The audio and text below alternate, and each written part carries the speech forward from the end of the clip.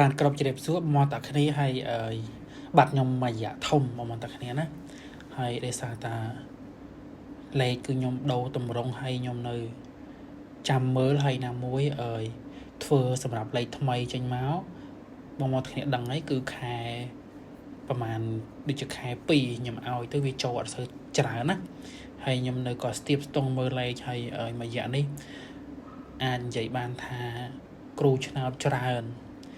ខ្លាំងមែនតែនហើយគឺប្រជួបប្រជែងគ្នាអញ្ចឹងណាហើយអ្នកបោកក៏ចេញមកច្រើនដល់ពេលអញ្ចឹងអ្នកដែលយើងលេងស្មោះត្រង់យើងឲ្យលេខមែនមានស៊ីមានខុសមានត្រូវទៅជាចាញ់ព្រៀបអ្នកដែលបោកប្រាស់ទី1ទី2គ្រូឆ្នោតគឺចេញមកច្រើនវាច្រើនលុបបងប្អូនអ្នកគ្នាច្រើនដល់ថ្នាក់សង្កត់ថាគ្រូច្រើនជាងសិស្សតែម្ដងចឹងគឺខ្ញុំស្ងាត់មួយរយៈណាហើយស្ងាត់ហ្នឹងក៏ខ្ញុំឲ្យតាលេខទៅសមាជិកដែលគាត់ចាស់តែអ្នកចាស់ខ្លះក៏គាត់ចង់ឈប់ក៏ឈប់ទៅអ្នកដែលគាត់នៅលេងបន្តក៏នៅលេង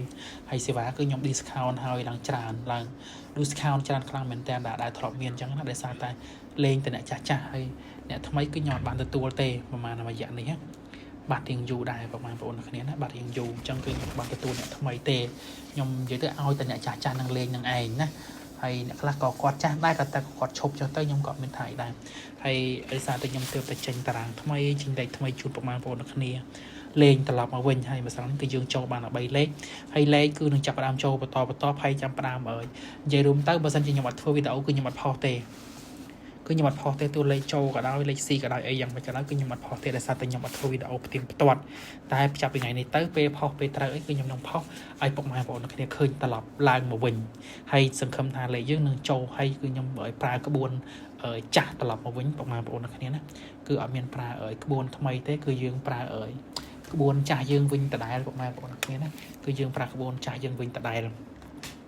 ហើយបងប្អូនគ្នាដែលគាត់លេងហើយថ្ងៃស្អែកខ្ញុំនឹងមាន promotion ថ្មីបងប្អូនគ្នាណាខ្ញុំនឹងបង់ជាប្រចាំថ្ងៃយើងលេងជាថ្ងៃបងប្អូនគ្នាណាត្រូវមួយថ្ងៃបង់មួយថ្ងៃត្រូវមួយថ្ងៃបង់មួយថ្ងៃវិញកុំឲ្យបងប្អូនគ្នាពិបាកហើយដោយសារតែមួយរយៈនេះគឺគ្រូច្រើនអញ្ចឹងគឺខ្ញុំអត់សូវនេះទេអត់សូវចេញទេសូវគិតថាទទួលតែអ្នកដែលគាត់ចាស់លេងអញ្ចឹងទៅបងប្អូនគ្នា